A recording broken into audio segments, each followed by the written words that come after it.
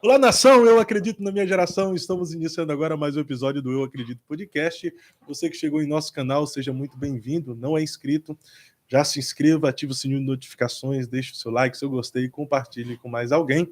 Assim fazendo, a plataforma vai compreender que o nosso conteúdo é relevante, de fato é, e por si só vai recomendar para mais pessoas. Você que já faz parte da nossa família de mais de 360 mil inscritos, muito obrigado por você fazer essa programação toda especial acontecer, até porque esse podcast acontece para você, por você e para mais ninguém, e tudo que fazemos aqui sempre é para a glória de Deus. Todas as semanas recebemos a esta mesa convidados especiais. Hoje não é diferente, porque eu tenho a alegria de receber mais uma vez aqui meu amigo, pastor Carlos Cardoso. Pastor Cardoso, seja bem-vindo mais uma vez ao Eu Acredito Podcast. Fala, pastor Fábio, fala geração Eu Acredito. Nós acabamos de gravar agora com o pastor Tassos, né? Não deu para transmitir ao vivo, problemas técnicos, mas agora estamos aqui ao vivo e esse podcast vai ser uma benção. Vai ser uma benção, Eu peço aqui perdão porque divulgamos que o doutor Tassos e o pastor Carlos Cardoso estariam juntos falando sobre Deus criou o mal. Se Deus é presciente, sabe de tudo e todas as coisas, logo ele sabia que Lúcifer se tornaria Satanás e Satanás o causador de toda maldade na humanidade. Então, por que Deus criou Lúcifer?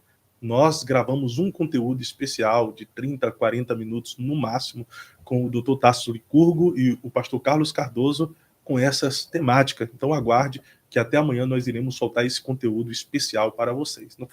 Não foi possível gravar ao vivo, mas fizemos a gravação deixando o conteúdo especial para vocês. E tem acontecido muita coisa, viu, gente? Nós estivemos na Rádio Mais FM, rádio do Bispo Samuel Ferreira, pela manhã no debate, e o bispo apareceu de forma remota, diretamente de Orlando, perguntando ao pastor Carlos Cardoso se é ele que anda pregando por aí, dizendo que o bispo é maçom. O pastor Carlos Cardoso confirmou que sim, e o bispo, para mostrar a grandeza do seu ministério, do seu chamado, da sua vocação, disse que não processou o pastor Carlos Cardoso por ser um irmão e etc.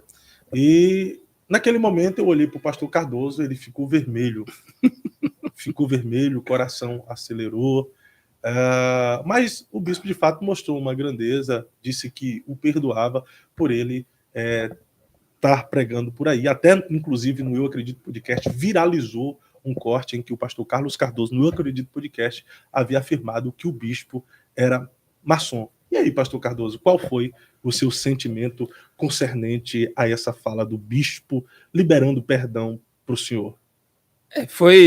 É algo assim que a gente precisa esclarecer, né? A questão que existem muitas fontes que ligam a família Ferreira à maçonaria, né? Só que existe dentro do rito maçônico de iniciação, e é importante a gente frisar, que o maçom ele não pode negar que ele é maçom. Então, veja bem, a atitude do bispo de falar publicamente eu não sou maçom, ele está declarando que ele não é maçom. Porque se a pessoa nega que ela é maçom em público, ela automaticamente vai ser disciplinada pela maçonaria. Existe uma punição. Então, assim, imagine que você é maçom, Fábio, e eu pergunto para você, você é maçom? Aí você vai dizer, são coisas que estão dizendo por aí. Você não me respondeu. Agora, você afirmar publicamente eu não sou maçom, tem o agravo de disciplina. A pessoa ela vai ser punida e tal. Então, assim, eu já errei muito no meu ministério, né? E eu não me retratei lá com o bispo por causa do debate e tal. Ele liberou perdão, foi uma bênção. Eu digo assim, muitos pastores da Igreja Assembleia de Deus Madureira não me levavam a pregar por causa desse vídeo, né? E ele me perdoou, falou que eu estou autorizado a pregar em todas as igrejas Madureira do mundo, inclusive agora acabou de me ligar um pastor da Flórida, fechando uma agenda. Então, assim, é uma benção. E assim, errar é humano, né? Permanecer no erro é burrice. Tolice, né? Então, assim, eu reconheço pela postura dele de falar publicamente e confesso que eu fui preparado. A ideia, se ele me confrontasse no ponto de me dar a opção de falar, eu ia perguntar. Se o senhor falar publicamente que o senhor não é maçom, eu retiro minha palavra. Eu fui preparado para falar isso. Só que ele já se antecipou e ele disse antecipou. Que não era. Ele antecipou. Então, eu sabia que eu estava indo para a rádio do bispo em que ele aparece num debate. E que a gente já sabe dos bastidores que já havia aí um burbúrio, né, de eles estarem brabos pela fala. Então, eu já fui preparado. Então, eu já fui com isso na mente. Se ele me perguntar, eu vou perguntar. Se o senhor negar publicamente que o senhor é maçom, eu retiro minha palavra. Então, aqui no podcast, eu acredito que foi o vídeo que mais viralizou, eu retiro minha palavra. Então, o senhor se retrata, né? Sim. Da mesma forma que ele disse que te perdoava, mas o senhor não pediu perdão lá. O senhor pede perdão para ele? Perdão, bispo. Deus abençoe sua vida e vamos caminhar em prol do reino, né? Agora, o pastor Carlos Cardoso, o senhor há de concordar comigo que o bispo ele é uma sumidade no Brasil, e eu nunca, assim, eu não posso dizer que não existem líderes misericordiosos semelhante ao bispo, mas de forma pública, sim, a gente percebe que o bispo ele deu uma nova chance para muitos ministros, pregadores, pastores que hoje estão pastoreando a Adebrais. Ele estende as mãos. O caso mais recente é da própria missionária Isa Reis, que em público ele disse que a Isa Reis nada impede dela estar ministrando nas Adebrais, mediante a escândalos passados. Ou seja, ele mesmo disse que ela já foi tratada, já passou pelo processo. Isso poucas lideranças fazem no Brasil. E isso aqui é uma qualidade do bispo que a gente precisa ressaltar, né? A gente vê o seguinte, né? Eu tenho uma frase que eu carrego: nunca condene alguém pelo pecado que cometeu antes, porque você não sabe o que aconteceu entre essa pessoa e Deus hoje, né? Uma vez que Deus perdoa, está perdoado. E quem somos nós para tacar pedra em... Só que o sistema religioso é cruel, principalmente o pentecostal. Então, no meio assembleiano, né? Porque pode ter duas visões. Primeira visão, ele abraça todos os pecadores. Mas será que não é o que Jesus faria? Né? Toda coisa ruim vai para Madureira. Tipo assim, não é um obreiro bom, não é um pastor bom, vai para a Assembleia de Deus Madureira. Mas não é uma alma. Será que eu posso tratar um obreiro, um irmão, porque está errado, porque errou, porque pecou, e dizer, já que é ruim, vai para Madureira mesmo? Ou eu deveria abraçar essa pessoa, né? Você vê que Jesus nunca mandou Pedro tirar a espada da bainha, a ponto que Pedro cortou a orelha de Malco. Pedro negou Jesus, mas quando Jesus ressuscitou, lá em Marcos 16, dizei aos discípulos e a Pedro. É louvável, né? Eu, pastor Carlos, dito muito isso. A gente tem que estar na hora de a gente soltar as pedras e acolher, porque tem muita gente ferida que precisa de acolhimento. E se for acolhida do jeito certo e aprender a ser tratado, né?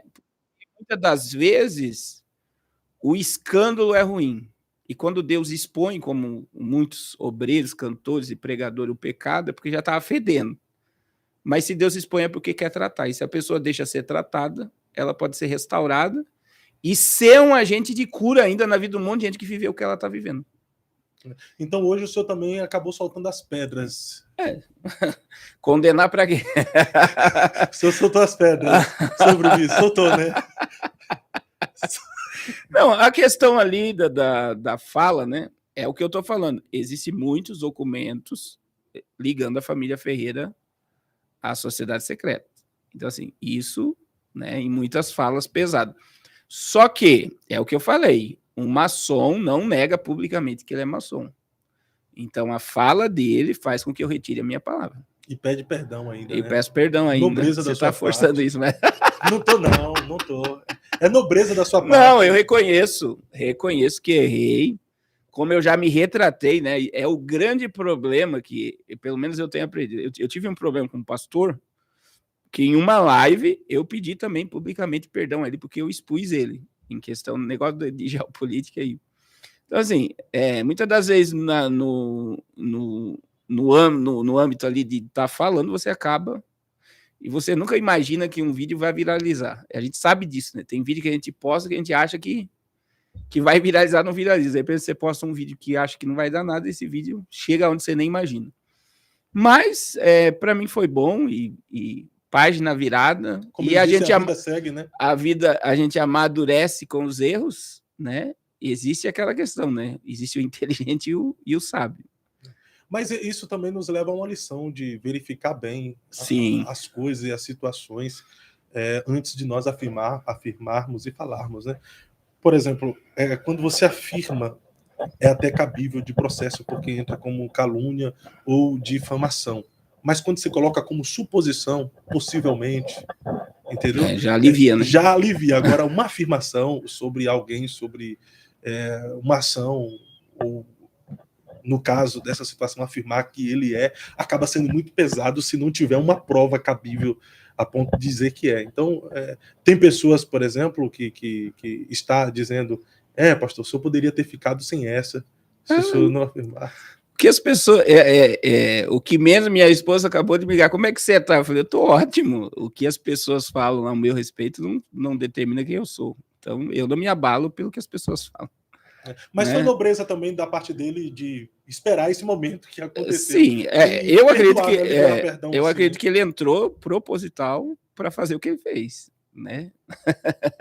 E eu fui sabendo que isso poderia acontecer. Ponto que eu fui preparado, que se ele me confrontasse, eu iria dizer, se o senhor negar publicamente que o senhor é maçom, eu retiro minha palavra. Mas ele se antecipou. E ele se antecipou. Mas, ô pastor... Então, imagine, eu sei o peso do que eu falo e como eu assumi que falei. Assumiu, né? E está assumindo aqui. Estou assumindo que é. E se retratando, né? Sim, com certeza. Mas a partir desse momento, por exemplo, o senhor cometeu um equívoco. O senhor não cai em descrédito em suas afirmações geopolítica a partir desse equívoco cometido de ter afirmado algo de uma pessoa que ele não é? Não, eu não vejo por esse lado, porque daí as pessoas só ver quem me acompanha sabe o rumo das coisas do que eu falo, né? Então, assim, uma coisa que eu não retiro, que a maçonaria está dentro da igreja.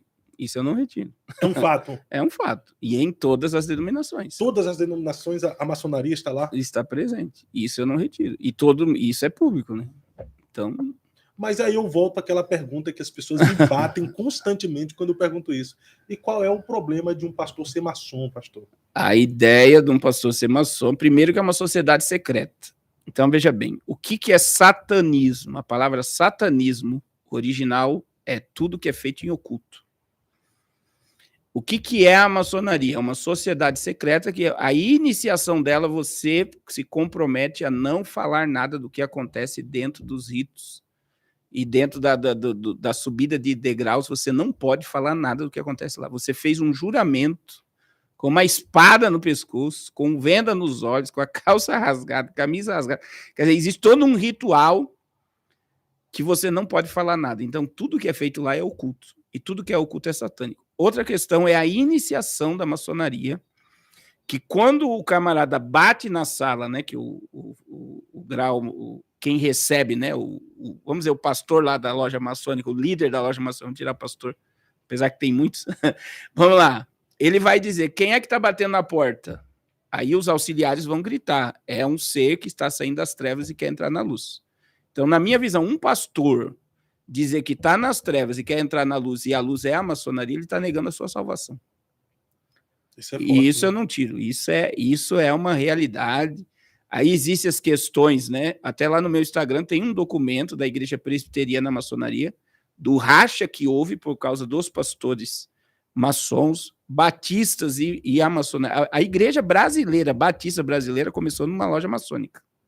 A Igreja Batista. No Brasil. E o próprio Augusto Nicodemos da Presbiteriana havia dado um alerta dizendo que a Presbiteriana não aceitaria mais pastores maçons. Ministros maçons. Ele está afirmando e não conseguiu tirar, tá? A ideia era tirar, mas não conseguiu tirar. Então, a partir de agora, na Igreja Presbiteriana, pastores maçons não podem mais assumir a igreja. Mas eu até falei lá no debate para o bispo que foi muito bom esse posicionamento dele. Ele não deve justificativa para ninguém. O bispo ele é grande, ele tem uma grandeza extraordinária no Brasil e no mundo. Agora mesmo foi inaugurada a Debrais em Orlando, coisa linda, uma multidão. A Debrais está praticamente em todos os lugares do mundo. Ministros, homens de Deus, pregando o evangelho, ganhando vidas. Igrejas abençoadíssimas sob a liderança do bispo. Não deve justificativa. Mas ele vir em público e falar que ele não é, trouxe esclarecimento e luz para muitas cai pessoas. por terra. Cai por terra o que as pessoas ficam disseminando por aí, né? Sim, cai por terra e ele lava a honra dele, né? Porque ele nunca ele falou.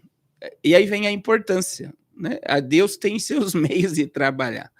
Porque você falou, o que você falou para ele? Que você sempre ouviu falar, não só. Não é só o senhor que fala. Muitas pessoas faziam essas afirmações. Eu falei lá no debate. E agora ele vindo e trazendo clareza, afirmando, não sou. Agora não tem nada contra ele, meu irmão. Pode até o diabo vir acusar ele, e ele fala, não, já tem aqui. Eu disse que eu não sou. Igual o pastor Silas Malafaia também. O pastor Silas Malafaia contou no Eu Acredito podcast pai dele, né? Que um vereador tinha dado para ele uma placa, alguém mal intencionado colocou o logo da maçonaria e espalhou nas redes sociais associando o pastor Silas Malafaia à maçonaria. Então ele falou, não, eu não sou maçom. O bispo agora também veio e falou, o bispo Abner, aí citou mais uns 2 nomes, nós não somos maçons, e falou de todos os ministros da Madureira que não são maçons. Então aqui cai por terra qualquer narrativa e qualquer acusações do inimigo, e que Deus continue abençoando a vida do nosso bispo, que é uma referência na nação brasileira. Que Deus abençoe o bispo. Que Deus abençoe.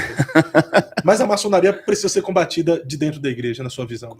Com certeza. Infelizmente, a gente vê que está... por exemplo, no Mato Grosso, teve uma reunião de líderes evangélicos e irmãos evangélicos da maçonaria. Então, ela está presente em todos os lugares. E, por exemplo, isso eu vi, isso que eu estou falando aqui, posso falar, não sei o nome do pastor, mas em Xerém, no Rio de Janeiro, tem uma igreja batista, o pastor é maçom, e ele fala no púlpito que todo mundo deve ser maçom. Ele fala? Fala publicamente. Então a maçonaria não é tão ruim assim, não? Como eles falam. Mas é aquela questão, né?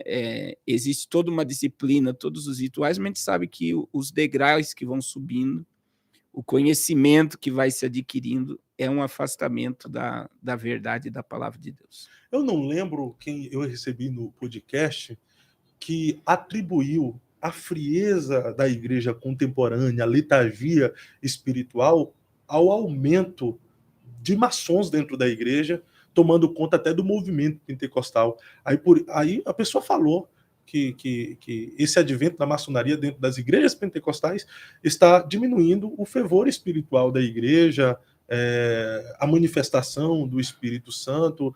Na sua visão, esse aumento do advento da maçonaria da igreja está nos levando de fato a esse advento de frieza?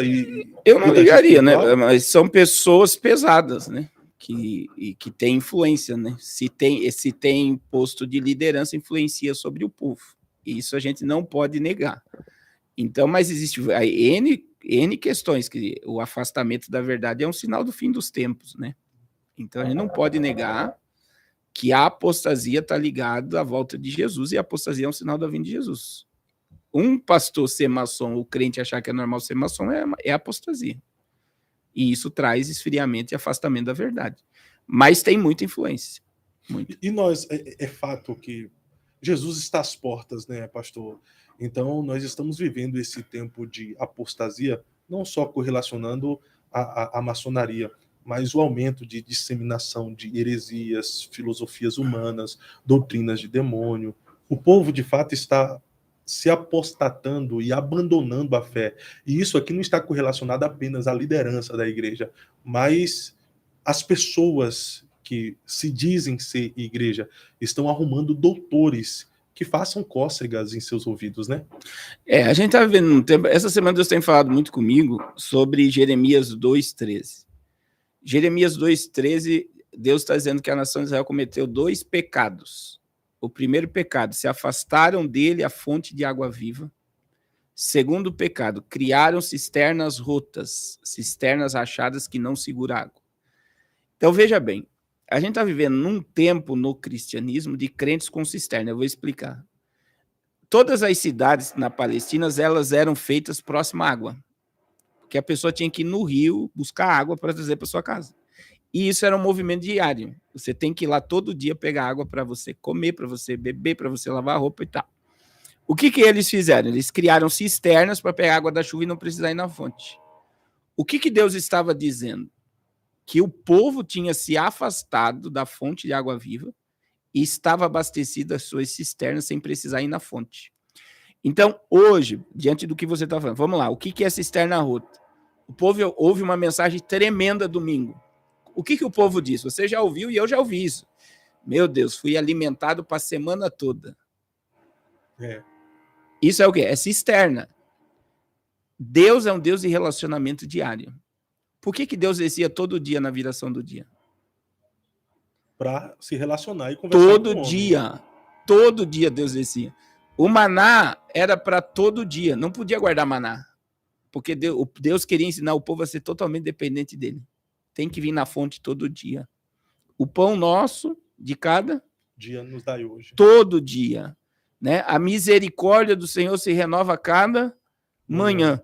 Então, o que nós estamos vivendo hoje? A gente está vivendo um evangelho que as pessoas têm cisterna e cisterna rota. Por quê? Porque elas estão ouvindo mensagens que não é água viva.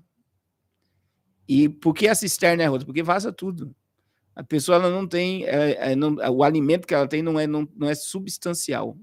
Não gera crescimento, não gera adoração, não gera amor, não gera perdão, não gera ganhar almas, não gera influenciar. Isso é muito forte, pastor, porque eu tenho notado, assim, existe um extremismo dos dois lados. A gente sabe que existe uma teologia barata, nós temos uma teologia da hipergraça, um evangelho light, um evangelho derretido que pregam por aí. Mas, em contrapartida, existem púlpitos sérios que pregam a verdadeira mensagem do evangelho, uma mensagem genuína, uma pregação que confronta, que leva as pessoas ao arrependimento. Mas é perceptível que essa mensagem que leva as pessoas ao arrependimento, uma mensagem séria, que confronta, não está mudando a vida das pessoas, não. A sensação que nós temos em alguns momentos é que o evangelho, que ainda que seja o verdadeiro que está sendo pregado, não está levando as pessoas a uma mudança de vida. Por exemplo, as pessoas participam aí, geralmente, 3 dias de congresso. Vamos lá, que os 3 dias de congresso foi uma mensagem genuinamente cristã, confrontadora. Por que a vida do povo não muda? Porque não vai na fonte de água viva todo dia. Essa é a visão. É isso daí mesmo. Fiz uma campanha, cisterna rota. Participei de um evento, fui no seminário. Agora, mas a pessoa ela esquece do seu relacionamento diário. E o crescimento ele vem através do diário. Não é só ouvir, é praticar. É praticar, é você viver a palavra. É você pôr em prática na sua vida, é você criar um hábito de orar, o hábito de ler a Bíblia, o hábito de buscar, o hábito de ter um relacionamento profundo com Deus. Isso está sendo quebrado. E eu sempre digo, as pessoas estão vibradas em pastores. Meu pastor prega muito. Maravilha. Mas você está crescendo? Eu, quando fui pastor de igreja, eu falava no púlpito para o povo, se vocês não estão crescendo aqui, saiam daqui e vá para um lugar para vocês crescerem. Porque estar no corpo de Cristo é para você crescer. É que as pessoas hoje também estão em busca de gurus espirituais. As pessoas querem que alguém pague o preço por elas. Porque é o instantâneo, né? A nossa mente está sendo programada para o instantâneo. Elas não querem jejuar, elas querem que alguém jejua para elas. Sim. Elas não querem orar, elas querem que alguém ora por elas, né? Então, a vida delas não muda com o sacrifício dos outros, a não ser com o sacrifício de Cristo na cruz. Mas elas também agora precisam também viver a praticidade do evangelho e da palavra, né, sim, pastor? Tem muita gente que vive dos outros, do testemunho dos outros, da experiência dos outros, e não tem a própria experiência. Porque não vai na fonte de água viva. Quer dizer, 2 pecados Israel cometeu contra mim. Me abandonaram a fonte de água viva e criaram cisternas outras. Ter o guru, ter o revelador, ter aquele, né, que nem tem um camarada no Espírito Santo. Se eu acompanhei uma ligação, onde você está congregando? Eu não estou congregando em lugar nenhum, eu tenho uma profeta, eu ligo para ela todo dia, ela lê um versículo para mim e ora por mim. Quer dizer, ele tem alguém e vive por aquele alguém, como que se fosse o guia espiritual dele, não é o Espírito Santo. Quem é que nos guia? O Espírito Santo e a palavra, não é as pessoas. Mas é isso que está acontecendo com esses influencers também, né? Antigamente, os influencers contratavam um babalorixá, um pai de santo, pessoas de outra religião. Há um tempo atrás, eram os videntes para dar um direcionamento, apontar destino, o que fazer, para onde ir. Hoje em dia, você pega os influencers, eles estão contratando profetas, né? Nos aniversários tá indo o quê? Os profetas. Agora mesmo teve até um influencer, Lucas Guedes, que ficou chorando nas redes sociais porque a Cassiane havia combinado de ir no aniversário dele e desistiu de ir depois. Porque parece que eles querem se apegar com um pastor como desencargo de consciência das suas atitudes para não ter compromisso, quer dizer. E o revelador faz esse papel. Esse que é o problema da cisterna outra. O revelador, ele vai falar tudo que a pessoa quer ouvir. O dia que ele falar para a pessoa se arrepender, abandonar o pecado, ter uma vida de comunhão com Deus, aquela pessoa abandona aquele revelador e vai atrás de outro. Forte isso aí, né? Não quer mudar de vida, né? Ela quer alguém que aprove o erro dela. Essa é a verdade. O caso do Ítalo Santos, por exemplo. Sim, tinha uma profeta. A Vitória não revelou, a Renálida não revelou, aí precisou o Felca revelar. E você vê, estava tão nítido, e aí que teve pastores que falaram, um monte de cristão consumindo aqueles conteúdos. Por quê? Porque tem uma pessoa influente no meio gospel que está dando sombra para o pecado desses camaradas. Então, veja bem, por mais que não pareça, mas a influência dele tá indo num culto, de sempre ter uma pastora orando com ele, de ele estar cantando o hino, de ele dar um carro para a pastora, de a pastora fazer o casamento. Então, tudo influencia o gospel com esse miticismo, achar que não tem nada a ver. Seguir essas pessoas e achar que tá tudo bem. Então, essas pessoas não têm comunhão com Deus, porque a partir do momento que eu tenho comunhão com Deus, o desejo do abandono do pecado é natural. Eu quero agradar. Então, se eu estou no gospel e amo viver uma vida pecaminosa, eu preciso voltar para a fonte de água viva. Eu estou vivendo de cisternas rotas. E que avivamento é esse que nós estamos vivendo na igreja brasileira? Que as irmãs, e glória a Deus pela vida delas, né? São servas de Deus, chamadas pelo Senhor, têm um ministério incrível, a ponto de conseguir lotar estádio e colocar mais de 65 mil pessoas em um estádio, mulheres ainda, e ainda pago, entendeu? Isso é um avivamento. Uma igreja tem a capacidade de fazer a virada do ano através de uma das redes televisivas com maior número de audiência, que é o SBT, faz a virada de lá em um estádio. Nós aparentemente estamos vivendo um avivamento, mas que avivamento é esse que não está mudando a vida das pessoas? Como dizia Paulo Júnior, o avivamento que a igreja brasileira vive promove o pecado, parece. É libertinagem, né? Infelizmente tem muito fogo estranho, né? Infelizmente. A gente sabe, por exemplo, um evento como no Maracanã que foi feito, a estrutura por trás, o investimento foi muito grande. Não chega num número daqueles ali sem muito marketing, muita estrutura. Muito investimento. Sim, teve muita... Se salvou almas, eu vou pegar aquela linha que eu sempre pego. Se Jesus estivesse na Terra, Jesus ia proibir? Não ia. Deixa que pregue. O que importa é que o evangelho seja pregado. Né? E aí vem a questão crítica, né? Do que foi pregado, do que foi ministrado, do que foi orado.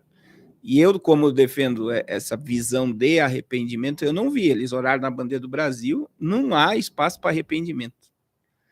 Esse que é o problema. Não existe avivamento e despertamento genuíno sem o abandono do pecado. Não existe avivamento sem arrependimento.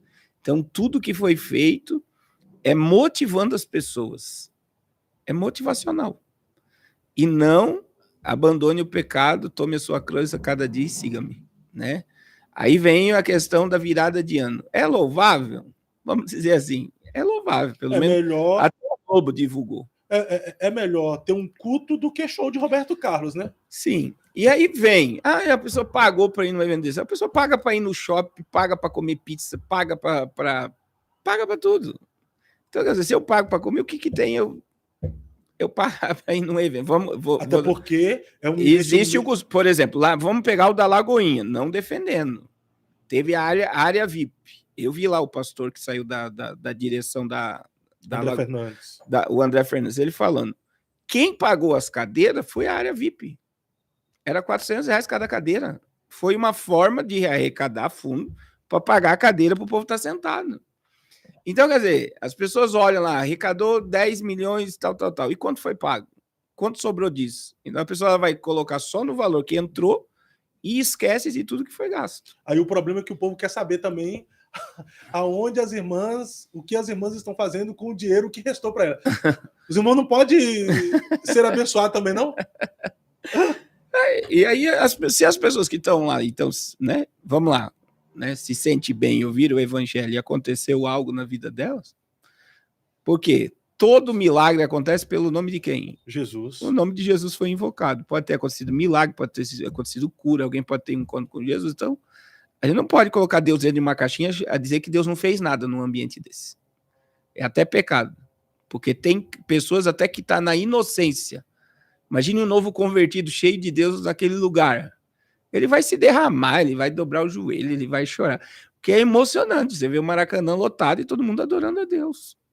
E é melhor do que o Maracanã lotado assistindo aquele Flamengo. time ruim Não, lá, não o é Flamengo, ruim. assistindo o Flamengo e idolatrando o jogador. É melhor o Maracanã lotado, o povo adorando a Deus, do que aquela idolatria do urubu. Vamos colocar e ponderar aqui que é light, tá? O que foi ministrado tudo é light. Deus operou, houve manifestação, houve, mas é um evangelho light. Eu assisti muito cruzada do Billy Graham, e as cruzadas do Billy Graham não tinha mover, não tinha nada. A mensagem que o Billy Graham pregava, eu vou colocar muito simples. É muito simples. O que toda a mensagem que Billy Graham pregava era muito simples. Só que carregada de unção. Quando ele fazia apelo, era uma multidão correndo para o altar. Porque entendia, né? Uma preparação houve por tudo aquilo dali para que aquelas almas fossem salvas. Então eu preciso diferenciar o show, o light, do verdadeiro evangelho. Mas Deus trabalha no meio do light também. Em síntese, na sua visão, a igreja brasileira precisa de mais arrependimento e menos evento? Com certeza. Com certeza. Hoje, a gente vê, por exemplo, o âmbito político, né, que está demais. Né? A política, ela começou a fazer parte da nossa vida. Eu não vejo na igreja um posicionamento de arrependimento. Então, a igreja quer porque quer que a direita volte para humilhar a esquerda e para achar que agora nós vamos ser defendidos da agenda progressista, agenda woke, tal. Quer dizer, a gente teve 4 anos de um governo de direita e não conseguiu. A minoria fez um barulho enorme a ponto que está aí, a minoria fazendo barulho. Então, assim, eu não vejo um posicionamento de arrependimento nos líderes evangélicos do Brasil. Eu não vejo. E a única forma de Deus trazer um mover é através do arrependimento. E eu tenho falado, acho que faz uns 10 dias que eu estou falando isso, a gente está no propósito de jejum, e Deus colocou isso muito forte no meu coração. É isso que eu quero. A gente muitas vezes quer colocar Deus dentro de uma caixinha e acha que Deus só age daquela forma. Então eu comecei a orar. E estou pedindo para as pessoas orar assim, dizendo: Senhor, eu quero fazer parte do teu movimento nessa última hora. Porque Deus continua se movimentando. Senhor, se o Senhor for fazer algo nessa geração, não faça sem mim. Eu quero fazer parte. Eu quero estar disposto a fazer parte do que o Senhor quer fazer. Não é melhor do que eu ficar cheio de pedra na mão e atacando para todo lado? Então, quer dizer, Deus tem suas formas de trabalhar. Eu, uma vez, fui evangelizar numa Cracolândia, eu vi pessoas recebendo comida e levantando ao céu e orando. Você acha que Deus recebe uma oração dessa? Sim, né? Sim. Gratidão. E é difícil as pessoas ver Deus na rua. Agora, outra coisa que me confronta muito, né? Essa questão do assistencialismo. A gente ajuda muito, né? Mas muitas das vezes só o pão não é suficiente. Então, por exemplo, o brasileiro tem muito costume de dar esmola. O brasileiro é conhecido por dar esmola, porque tem um monte de gente pedindo dinheiro na rua. O brasileiro dá. Mas a gente, como igreja, dá também. Mas onde está o amor no dá? Então, muitas vezes, entrega por entregar, porque já se tornou um costume. Mas muitas vezes, o que aquela pessoa que está recebendo a tua esmola, ela quer atenção, ela quer amor. Então, a gente, muitas das vezes, está dando muita esmola, mas pouco amor. E é por isso que não está havendo mudança. Dentro do nosso meio também. A gente está com muitas pedras, ou estamos criando mecanismo de achar que estamos agradando a Deus. A gente tem que tirar a armadura, dizer, Deus, eu quero fazer parte do teu mover nessa última hora e que haja que comece por mim. Um arrependimento, uma mudança e que comece por mim. Se a gente ficar esperando pelos outros, nunca vai acontecer nada. Ô pastor, eu gosto muito do assistencialismo da igreja. É interessante.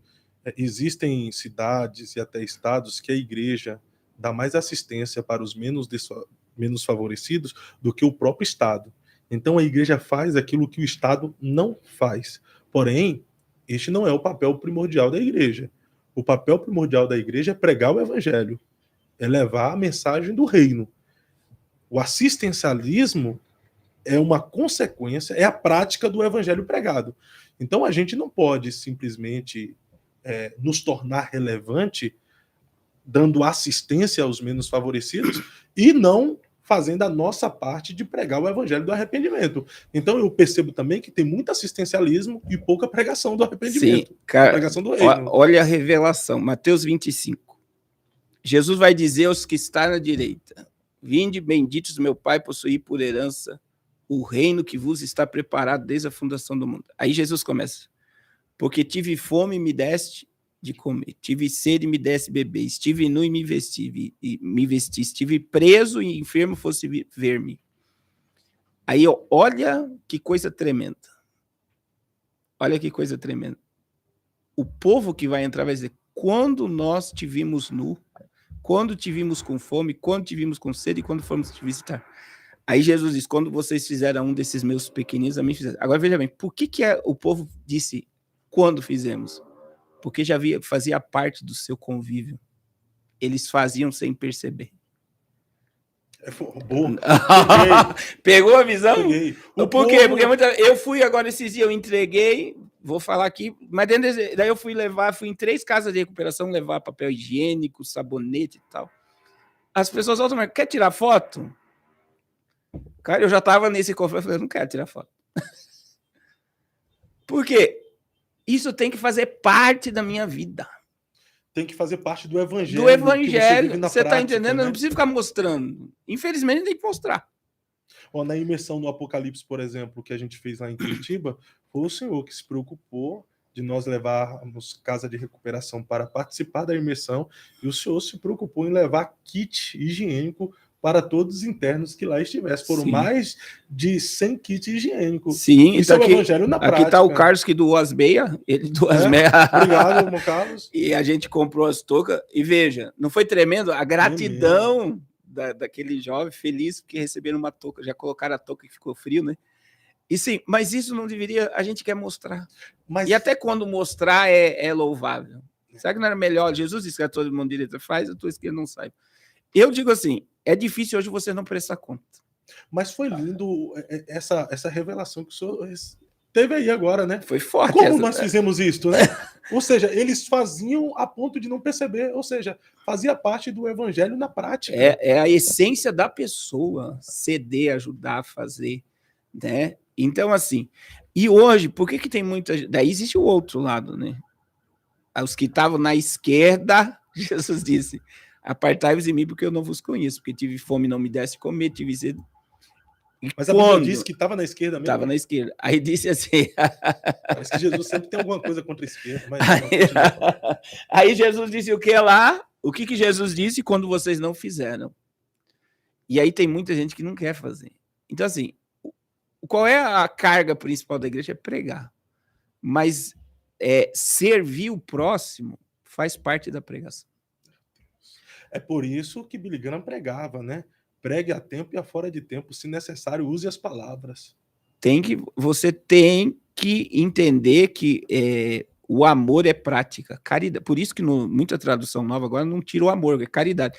Porque o que é caridade? É a prática do amor. Dizer que ama não basta, eu tenho que praticar. E o que está faltando hoje na igreja? Vamos trazer para o contexto religioso? Está faltando acolhimento. Pergunta, eu não sei qual igreja você vai pregar por esse dia.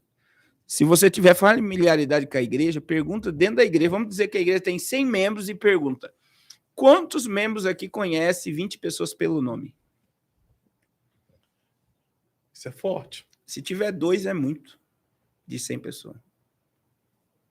As pessoas aprenderam a conviver dentro daquelas 4 paredes ali e ninguém tem nada em comum com o outro. Eu não sinto a dor do meu irmão, eu não sofro com o meu irmão. E muitas vezes o meu irmão está sem comida em casa, o meu irmão está para cortar a luz, o meu irmão está... E eu não sei. Por quê? Porque eu aprendi por tempo voltar para casa e o que importa é o que eu vou receber e o que ele tem ou não tem. Não me importa. E aí, se você for diminuindo, você vai ver que tem pessoas que conhecem 3 pessoas pelo nome, mas está ali todo dia. Mas não tem relacionamento. E evangelho é relacionamento. Evangelho é relacionamento. Então, nós podemos pontuar aqui também esse ser também um dos sinais da vinda de Jesus. Por se multiplicar. A iniquidade, o amor de muitos se esfriaria. E o amor aqui é o amor no geral, né? Sim. O amor... E é a igreja que ama. Da criação para com seu Criador, o amor do pai para com o filho, do filho para com o pai, o amor fraterno. O amor se esfriou em todas as esferas da humanidade. Exemplo, com a falência do... A falência não, né? Porque ele foi assassinado. Com o assassinato de Charles Kirk, as pessoas celebraram. Outra coisa que vai causar aqui agora, como é que vai um bando de artistas, de celebridades, fazer movimentos contra a anistia? Vamos lá. E a maioria anistiada. Vamos lá que o povo fez baderna. Merece ser punido. Vamos resumir nisso. Merece ser punido. Mas eu, ser humano, celebrar que uma mulher fique 14 anos na prisão porque pichou uma estátua, isso aqui é um reflexo também do amor que se esfriou. É falta de amor. O Estado tem dinheiro para reformar tudo aquilo lá, dar uma punição pro povo. Existem crimes aí que o povo só vai varrer a rua. Agora ficar preso, apodrecer na cadeia. Aí vai um monte de artista anistiado manifestar que o povo apodreça lá na cadeia. Cadê o amor? E aí, vê, são narrativas, né? Narrativa. E aí, veja, você tocou no assunto.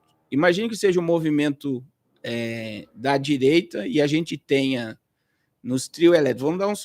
Vamos colocar o gospel, vamos colocar Aline Barros, Thales, Fernandinho. E coloca cantor sertanejo, Luan Santana, toda essa turma Gustavo aí. Lima. Ia ter o triplo de pessoa nesses movimentos. Quer dizer, e aí iria criminalizar porque são artistas e estavam carregando o povo. Agora, eles, por serem artistas e estarem ganhando dinheiro da Lei Rouanet, né, eles foram totalmente amparados pelo Estado para fazer esse movimento. E aí eles colocam imagens como se aquilo ali fosse uma manifestação. Até o Wagner Moura, né, que como um Capitão Nascimento... Tudo que ele falou foi contra ele. Transmitiu uma mensagem antecipada para o Wagner Moura de hoje. Para ele mesmo. Então, assim, é um sistema, né?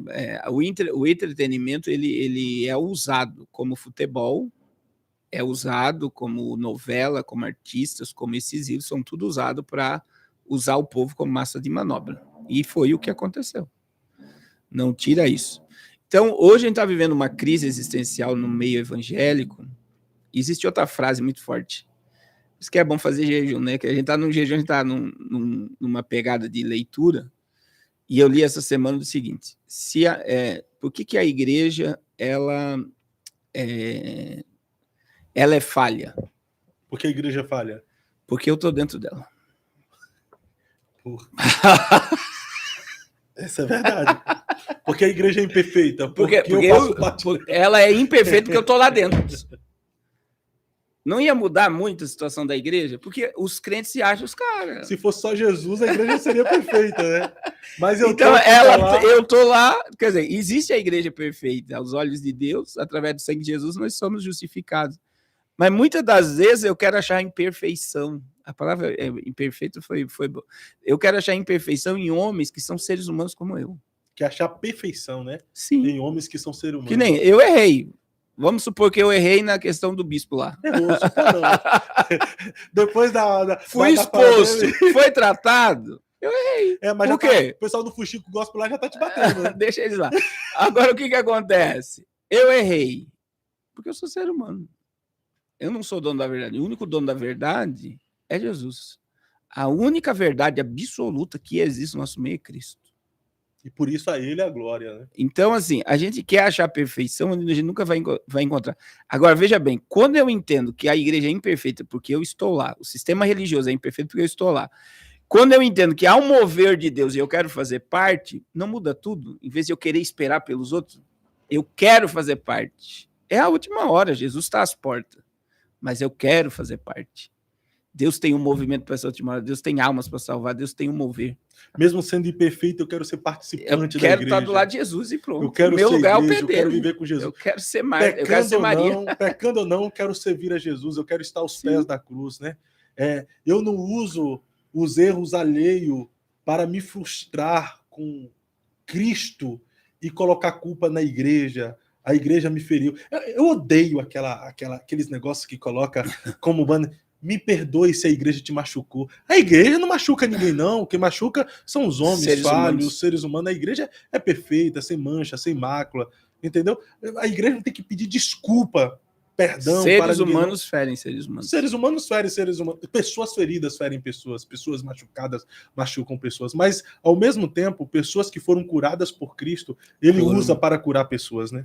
Curar pessoas. Então, a gente está esperando, muita gente está esperando o mover. A gente não tem que esperar o mover, a gente tem que ser parte do mover. Né? Porque essa ideia sempre desse avivamento mundial na última hora é como que se diz, as pessoas estão numa expectativa que o Espírito Santo vai descer e aí elas vão se mover. Não, eu preciso me mover. Eu preciso que esse evangelho, quando o Senhor, que eu te dei de comer, que eu te vesti, que eu te visitei, que eu chegue num nível que eu faça o cristianismo aparecer através da minha existência, que esse é o propósito, é que Cristo apareça, sem eu perceber. Perfeito. Que é o crescimento mesmo. Perfeito. Pastor, além desses sinais nos bastidores, no meio de nós, chamada igreja, há sinais geopolíticos também, né? O Lula teve na ONU. Criticou as sanções. E ele foi criticado, né? Também. E foi criticado ou elogiado? Porque o Trump elogiou ele, não, né? Primeiro ele falou de toda... Na realidade, o Trump utilizou de uma tática para trazer ele para a mesa. E ele fugiu da mesa, né? Então, veja bem.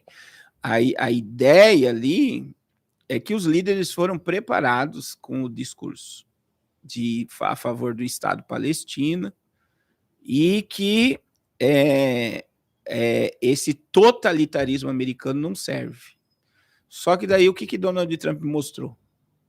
Que ele acabou com 7 guerras, ele acabou com uma guerra de 32 anos, ele falou uma guerra de 26 anos que a ONU nunca se preocupou em resolver. E ele falou isso na cara do Carlos Gutierrez, que é o presidente da ONU. Quer dizer, vocês não servem para nada. Foi isso que ele disse. Concernente ao Brasil, ele falou de toda a atrocidade que está acontecendo no judiciário, sobre as taxações, só que ele tinha se encontrado com o Lula por 20 segundos e gostou e falou, vamos sentar para... Mas na ideia, eu sentar... Por que o Lula não aceitou ir na Casa Branca? Porque foi o fato que aconteceu com o Zelensky, foi o fato que aconteceu com o presidente da África do Sul, ele iria ser humilhado. Ele ia expor na frente do Lula, foi o que o bispo fez comigo hoje. Toda a atrocidade.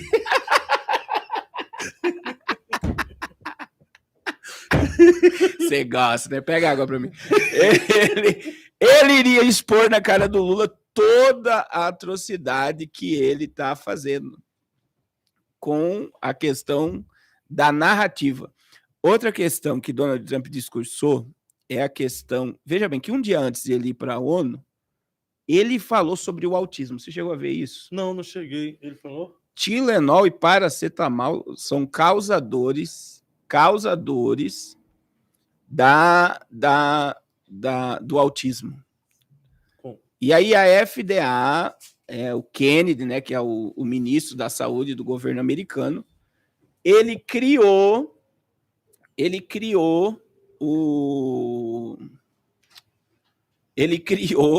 o remédio, por causa da água, mostrar o movimento aqui por causa de uma água. Ele criou o remédio para a cura do autismo. Olha só que coisa interessante. Então, veja bem, que foi o que eles já tinham comentado, né? Que tudo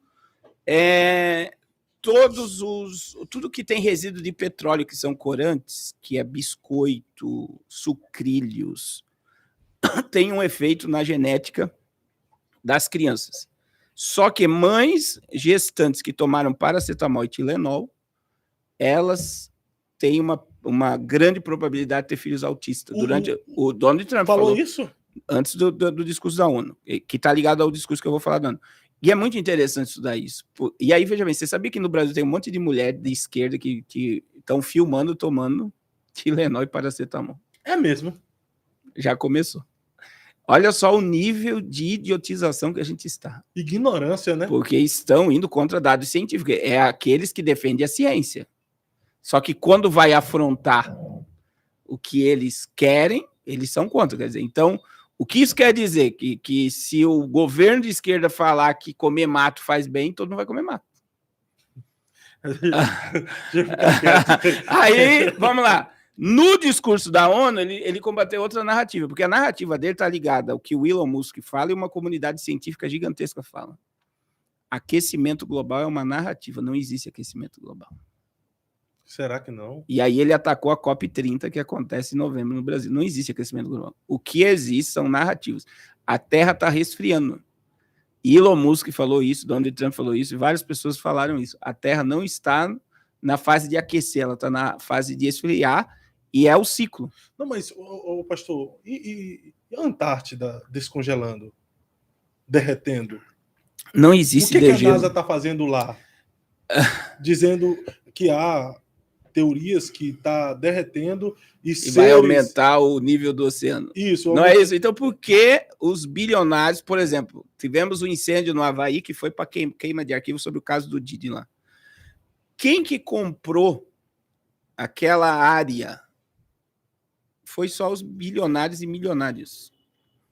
Então, veja bem, existe o incêndio da Califórnia, existe o incêndio do Havaí. São dois incêndios diferentes. No Havaí existia uma área gigantesca de nativos que não saiu de lá de jeito nenhum. E aí existe a ideia do incêndio criminoso. Tudo que foi azul, é só vocês dar um Google aí, vocês vão ver que não é teoria da conspiração. No incêndio do Havaí, no incêndio da Califórnia, tudo que tinha teto azul, tudo que tinha reflexo azul não derretia. Laser não derrete luz azul. Isso significa que foi incêndios provocados. Por quê? Lá no Havaí, eles tiraram as casas e fizeram tipo que um condomínio para elite. Então, se está havendo aumento do nível do mar, por que bilionários e milionários, por que o Luciano Hang está construindo uma torre de 500 metros de altura em Balneário Camboriú de frente para o mar? Então são narrativas. Muitas vezes até para desvalorizar e alguém ir lá e comprar os imóveis. Mas a própria Bíblia já não havia alertado sobre esse tempo que a terra estava gemendo com dores de parto, falando a respeito de aquecimento global, da destruição do meio ambiente. Aí existe o outro lado, né? Que daí existe por exemplo, o que aconteceu em São Paulo. Quando que aconteceu a catástrofe em São Paulo? Foi segunda-feira. Que catástrofe? Destruiu tudo. Foi um tornado. Foi. A fábrica da Toyota ficou destelhada. É mesmo. Eu não estava sabendo, não. Então, quando você puxa isso, as pessoas acham que não existe. A gente tem muito rastro químico e ligação de HAARP, né? Que são as antenas que são causadoras de mudança climática. Então, assim, nós temos armas de destruição pelo clima. Teoria da conspiração, né? Não é teoria. Eu sempre ensino, vamos lá. Dubai chove. Quem é que faz chover em Dubai? Dubai é deserto. Eles jogam um produto na nuvem e chove em Dubai. A China está em seca. Eles jogam bombas na atmosfera, nas nuvens e criam chuva. Então, imagine que o que é usado em Dubai eu pegar e potencializar em 100 sobre São Paulo. E aí eu tenho uma prova. Pega aí Carnaval de 2020. Comercial da Skol. A Skol tirou a chuva de São Paulo para o povo pular Carnaval e jogou a chuva para Cantareira. Tá no comercial. Tem um comercial da Skol lançando produto químico e limpando o céu de São Paulo. Aí gerou uma catástrofe na Cantareira. Rapaz, e eles não conseguem limpar o Rio Tietê, né? Para continuar a narrativa que o meio ambiente está sendo poluído. Sim, e aí você vê, e a gente precisa olhar isso. Se eles conseguem tirar a chuva para o povo pular Carnaval, toda ação há uma reação, consequência. O que aconteceu no Rio Grande do Sul, por exemplo, eu acompanhei. Estava vindo uma onda de ar quente. Ela veio lá do Amazonas, ela desceu ali pela Argentina, Uruguai, Paraguai, foi descendo. Chegou lá no Uruguai, ela subiu pelo Rio Grande do Sul e ela ia subir. Quando chegou exatamente em Santa Catarina, levantou um paredão. E aquela corrente com chuva, ela ficou parada em cima do Rio Grande do Sul. E, de repente, foi tudo destruído em horas. Quem viu, era coisa assim, absurda. Você olha lá, imagine um rio chegar Eu fui lá. Você olhar para um poste e saber que a água foi acima do poste. Em áreas assim. E aí existe toda uma questão. Então, tudo é criado, existe mecanismo de criar. E se você puxar aí no Google Antena Harp, você vai ver que no Brasil a Antena Harp está no Maranhão. Meu Deus. Até comentaram aqui agora, aqui na Bahia, os donos de lavouras cacaueiras fizeram nucleação de nuvens. Isso, para chover, o agro faz chover. De cacau para amenizar os efeitos do El Niño. O que é El Niño? O El Niño gera um monte de catástrofe climática, que gera seca, e gera inundação, gera chuva e tal. É efeito climático, El Niño. E essas coisas estão acontecendo diante dos nossos olhos e a gente não está percebendo. Mas veja, Trump falou algo, a Terra está resfriando, mas eles têm armas para mudar o clima. Jesus sabia que essas armas existiriam? Ele sabia, né? É por isso que ele diz, Lucas 21, 25, haverá sinais no sol, na lua, nas estrelas. E Jesus diz assim, na terra haverá angústia das nações, em perplexidade pelo bramido do mar e das ondas. Aí Jesus disse, homens desmaiarão de terror na expectativa das coisas sobrevirão ao mundo, porquanto os poderes do céu serão abalados. Então se verá o Filho do Homem vindo uma nuvem com poder e grande glória. Aí verso 28, eu gosto do 28. Jesus disse, ora, quando começarem a acontecer essas coisas, terremotos, maremotos, tsunamis, enchentes, catástrofes, levantai a vossa cabeça e olhai para cima, porque o dia da vossa redenção se aproxima. Então, Jesus falou de terremotos em vários lugares, e a turma aí que fica, sempre teve terremoto. Pegue gráfico, né? Hoje tem o ChatGPT que dá um show no Google. E outras, tem a Grok agora do Twitter, vai lá e coloca gráfico de terremoto de 1990 a 2025. Você vai ver que só sobe. E outra coisa, os sinais descritos por Jesus ali em Mateus 24 nunca aconteceu todos de forma simultânea como está acontecendo agora. Simultâneo, tudo ao mesmo tempo, né? Guerras, rumores de guerras, maremoto, terremoto, enfim, pai contra filho, filho contra... Tudo está acontecendo de forma simultânea. Mas se a gente falar, pastor, que é o homem que está causando tudo isso, como é que a gente explica o princípio das dores? Seria a própria natureza ou o homem que causaria os princípios das dores? Então, veja bem, a Bíblia é um livro profético. E a Bíblia precisa se cumprir. Quem é que Deus usa para cumprir a Bíblia?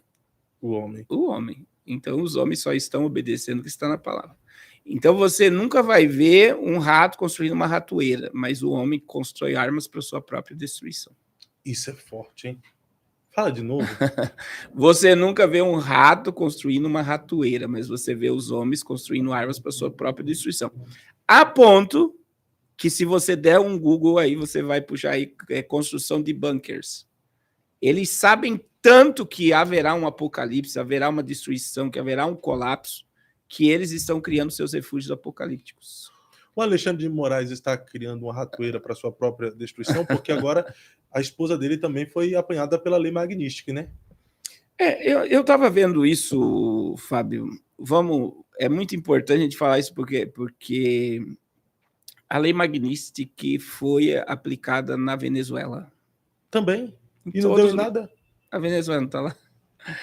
Então, existe coisas que... Existe o lado que você vê, não está acontecendo tal. Existe uma coisa que eu não vejo muitas pessoas falar. Por exemplo, a questão bancária. O Banco do Brasil já está estudando a possibilidade de perder 50 mil clientes no exterior para manter as contas dos ministros. Eles estão dispostos a isso? Agora, presta atenção no que eu vou dizer, que é pior do que isso. E se eles fizerem isso, a área que mais vai ser afetada, agronegócio, o maior financiador do agro no Brasil é Banco do Brasil. Isso aí. Aí vai afetar a cadeia de alimentação, que eles querem que as fazendas... Por quê? Hoje, quem é que está emprestando dinheiro para o agronegócio no Brasil não é o governo federal. Quem é? É banco privado. E o juro do banco privado é muito maior do que o banco federal. Então, o que está acontecendo? Os fazendeiros vão se endividar e a terra deles vão ser tomada pelo governo. E é uma agenda, que é a falta de alimentação, entre aspas, o controle sobre a comida. Fórum Mundial Econômico. Se nós controlarmos comida, nós controlamos pessoas. Se nós controlarmos energia, nós controlamos continentes. E se nós controlarmos o dinheiro, nós controlamos o mundo. São 3 agendas: controle de alimentação, energético e dinheiro. E tudo isso está sendo controlado. Nisso aí, na sua visão geopolítica, o Brasil pode se tornar uma Venezuela? Imediatamente não. Os estudos dizem que se nada acontecer, que eu acho que vai acontecer, 5 anos vira uma Venezuela. 5 anos? Daqui 5 Mas o anos. que você acha que vai acontecer? Que a direita volta em... Esses dias eles fizeram só uma pesquisa do Tarcísio como presidente, as bolsas explodiram. Então o sistema vai derrubar a esquerda e a direita vai acontecer no Brasil a mesma coisa que aconteceu nos Estados Unidos. E aquela revista The Economist já mostrou o Tarcísio como presidente no Brasil, não? Não, ainda não. mas é cedo, mas vai mostrar. Ela acerta tudo, né? Sim, e a gente vê o seguinte, para ver que o Brasil, a gente já citou isso aqui, acho que é um dos vídeos mais viralizados, que é a questão do Michel Temer voltar para a cena do... Né, que foi muito forte, não foi? Aquilo ali é forte. Dá curto-circuito. Falar disso aí, dá curto-circuito, internet cai. Será que a gente fala aqui? Eu digo que o Michel Temer é um agente Illuminati no Brasil desde a década de 80. Eu sempre falei isso. Ele é um agente Illuminati. O que seria um agente Illuminati? Ele trabalha para o sistema que governa. Os senhores do mundo. Então, veja bem. Ele substituiu o Sarney. Sim. Porque diziam que o Sarney era, né? Sim. Aí veja o que acontece. Michel Temer ele é o que resolve os problemas em Brasília. Ele não é presidente, ele não é deputado. E porque tudo que acontece dentro de Brasília é ele. Outra coisa, quem é que colocou Alexandre de Moraes no poder? Foi Michel Temer. Com quem eles estão traçando a ideia do... Como é que fala? Da anistia. Michel Temer, daí colocaram o Paulinho. Então, o que acontece? Depois da sanção contra a esposa, né, o Michel Temer, até o próprio Paulinho, falou: a gente precisa rever e tal, vamos mudar as pautas. E está todo mundo amedrontado. Ele apareceu agora no cenário político para resolver essa questão da anistia. Será que ele consegue, pastor? Vai. A ideia dele, ele, como jurista, né, ele está tentando mudar a pauta novamente para ser aprovado algo que o Bolsonaro fique preso. Inelegível e continue ainda, vão reduzir a pena do Bolsonaro. A ideia, né, até... Não vou citar a fonte, mas é que a ideia do Paulinho é soltar todo mundo que está preso. Exceto o Bolsonaro. Exceto o Bolsonaro. Então, assim, é uma ideia que pode também, né? Hoje eu vi, né, que os advogados do Bolsonaro estão querendo tirar ele da prisão domiciliar e da tornozeleira. Então, assim, ontem o Barroso falou que ele está sendo altamente prejudicado pelos Estados Unidos no Roda Viva. Ontem não, segunda-feira. Quer dizer, ele expor publicamente que ele está sendo prejudicado, ele não tem apartamento, tem muito negócio na América. Então, assim, eu não acredito que todos os ministros do Brasil vão abrir mão do seu império, da liberdade de ir e vir na América. Aí a América sancionou todos envolvidos na eleição, todos os assessores de Alexandre de Moraes envolvidos no TSE nas eleições de 2022 perderam seus vistos. O mais famoso é o Benedito lá, que falou ordem dada, perdeu também. Então, veja bem, tá vindo os embargos sobre o Brasil. O Brasil, o que está acontecendo, isso é a minha visão, tá? O que está acontecendo no Brasil é altamente proposital, porque pode vir o presidente que foi para colocar o Brasil em ordem de novo. Vai levar décadas. É mesmo. O Brasil está com 14 trilhões de dívida. Meu Deus do céu. Então a nossa esperança tem que estar em Cristo mesmo. É em Cristo. Então, assim, e aí vem, a direita vem e acaba, a esquerda vem e acaba, a direita vem e conserta. Veja o sistema de amortecimento. O povo se alegra e fica triste, e se oprime, e se divide. E quem ganha com isso sempre é o diabo, né? Eu tenho tentado colocar na mente das pessoas, é melhor para um governo que brasileiro ou qualquer país que seja de direita, dá mais liberdade para a questão religiosa, mas a igreja está acima disso tudo. Entra nesse contexto, né? Eu tenho um posicionamento, eu sei que é melhor para o Brasil que a direita esteja no poder, mas não intervém na minha fé e na minha busca por Deus. A gente falou hoje de manhã lá na rádio, e é bom falar aqui, nós perdemos 4 milhões de fiéis por causa de política. Perdemos... É muita coisa. Mas esses 4 milhões aí separaram os que se afastaram e os que se tornaram desigrejados. Sim, né? Que não quiseram mais saber de igreja, por causa da política. E isso afetou o crescimento da igreja. Quer dizer, a igreja tinha uma projeção de crescimento que paralisou. Então, o senhor concorda com o pastor Aloísio, que fala que o bolsonarismo atrapalhou o crescimento da igreja? Tu viu a fala do pastor Aloísio da Videira?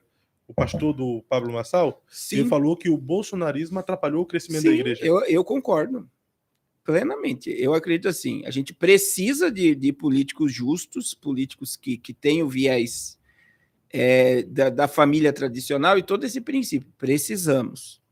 Mas a nossa confiança está em quem?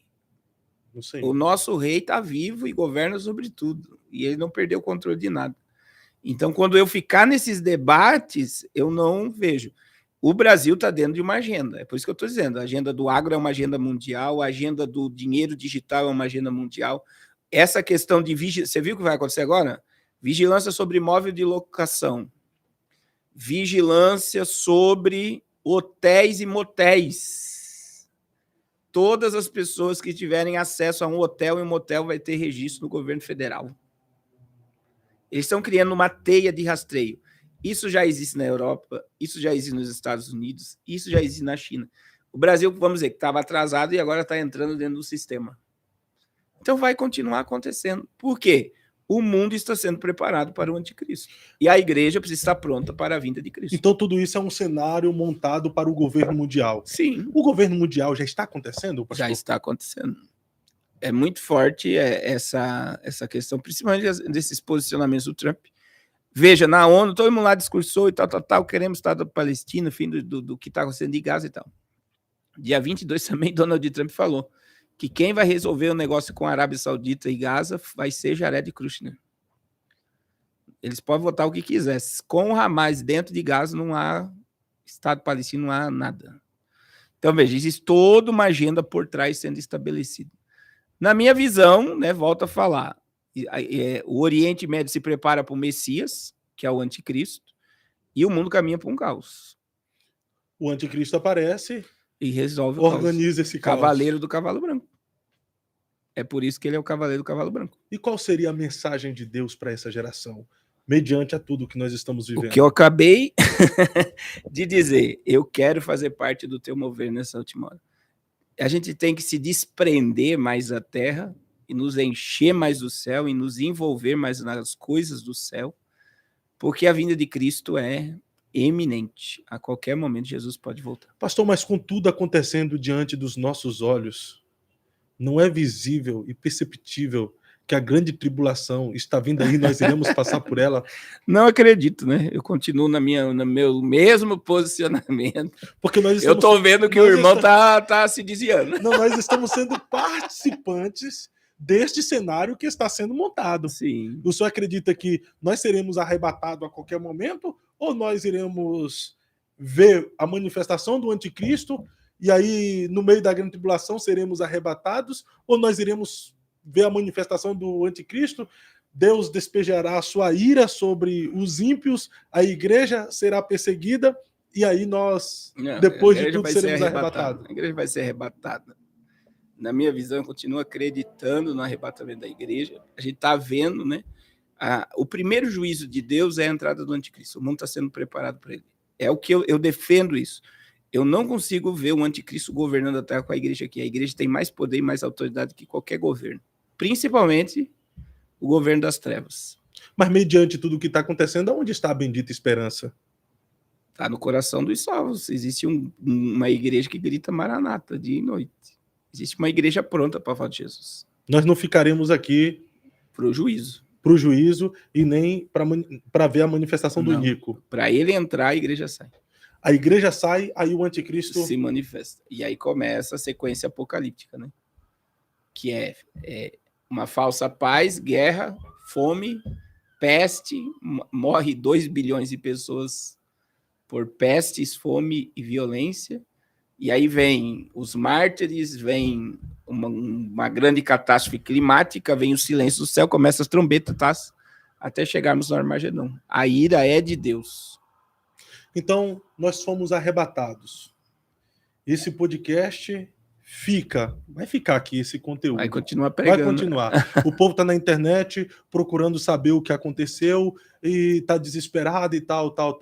Entrou aqui no Eu Acredito Podcast, olhando para aquela câmera ali, qual seria a mensagem do pastor Carlos Cardoso e eu, que estamos na glória, para as pessoas que estão nos assistindo agora? Não se submeta ao sistema e à marca da besta. Seja resistente, nem que se for morrer por amor a Cristo. Não se submeta ao sistema. E tem como resistir? Tem, eu até a morte. Vai ser solto um demônio com cauda de escorpião que vai açoitar a humanidade. Mas povo quem será quer o céu Jesus. não vai se submeter ao governo do anticristo. João viu uma multidão, né? Com vestes brancas no céu. Os mártires da grande tribulação é uma multidão. Se fosse hoje, não vou dizer a salvação antes da igreja. A minha visão dessa visão tribulacionista é que se fosse hoje, se salvaria muito mais almas na grande tribulação do que a igreja aí dos últimos 50 anos. Porque muita gente, sabendo que Jesus veio e ficou, não vai se submeter ao governo do anticristo. Perfeito. Pastorzão, você tá olhando no relógio aí, tá igual o pastor Silas Malafaia. Deu 30 minutos, pastor Silas Malafaia no podcast. 30 minutos! Aí ele olhava, deu uma de desentendido e vamos mais. Aí ele falou, deixa eu responder a última pergunta, senão... 1 hora. Mas sei que o senhor tem compromisso.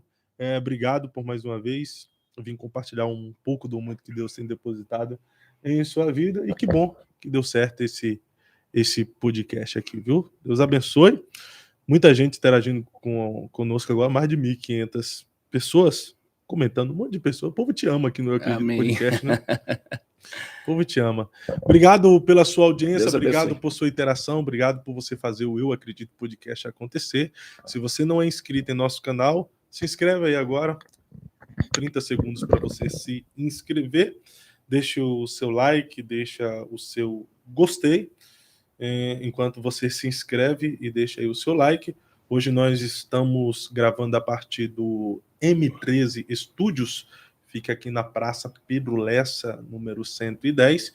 E se você deseja fazer um podcast, entre em contato com o pessoal do M13 Studio, o pastor Jonatas Almeida, o adorador na praça, que foi a conexão para nós estarmos aqui. Tem a Rafaele, que está cuidando de toda a organização. É um estúdio novo, né? Novo. E M13 Produções, né? M13 Produções, você pode procurar.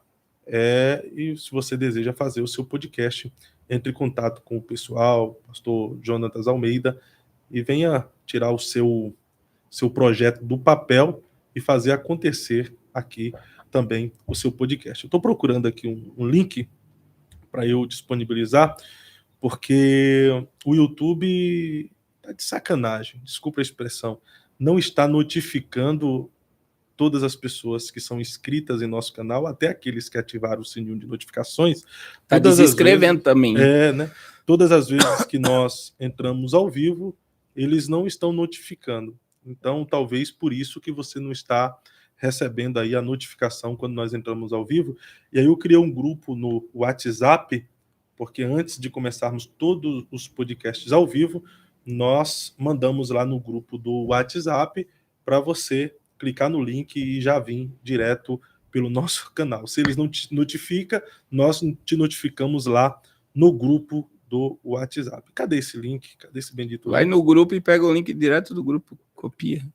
Tu sabe copiar lá? Eu não sei, eu sou ignorante nas redes sociais. Cadê? Tá no grupo? Entra no grupo, clica na imagem. Ontem eu consegui. Que luta. Ontem eu consegui facinho. Deixa eu ver se tem aqui. Cadê? Aqui, ó, vou mandar o... Conseguiu? Não. Eu tenho o grupo aqui. Tem aí, manda ver. Ai, Deus. Então você participa lá do nosso grupo no WhatsApp. Eu não consigo adicionar membros. Vamos lá. Conseguiu? Conseguiu ali? Não, eu não consigo.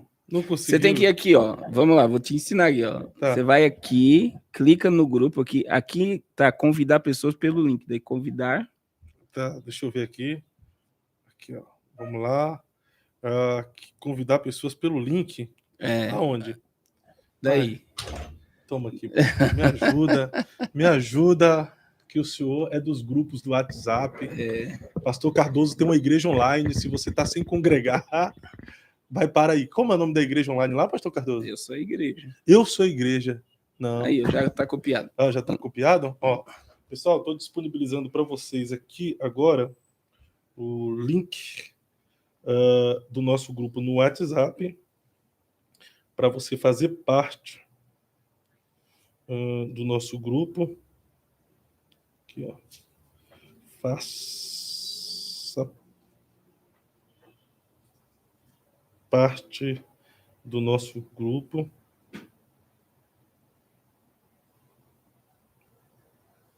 Nosso grupo aqui, ó. Disponibilizei o link para vocês aí agora. Só clicar no link que vai direcionar já ao nosso grupo no WhatsApp. Aí você vai ser notificado por mim, por nossa equipe, todas as vezes que nós estivermos ao vivo. Muito obrigado por sua audiência, obrigado por sua interação, obrigado, Otávio, que ficou aqui na técnica hoje, ao Marcel, obrigado, pastor Jonathan, Jefferson, Carlos nos prestigiou aqui hoje. Obrigado, tá, Carlos? Alegria poder estar contigo, é uma bênção, sempre abençoa o pessoal lá, né, pastor? Eu ganhei uma jaqueta linda do irmão Carlos. E eu não trouxe para esse frio aqui de São Paulo. Ele tá passando frio de bobeira. Eu vou nessa. Amanhã, com a graça de Deus, estaremos de volta com o pastor Presley Camargo. E daqui a pouco eu estarei ao vivo no canal da Demais Music, juntamente com o pastor Jonatas Almeida e equipe, em mais um podcast. Até mais. Meu Deus. Microfones aí, privado.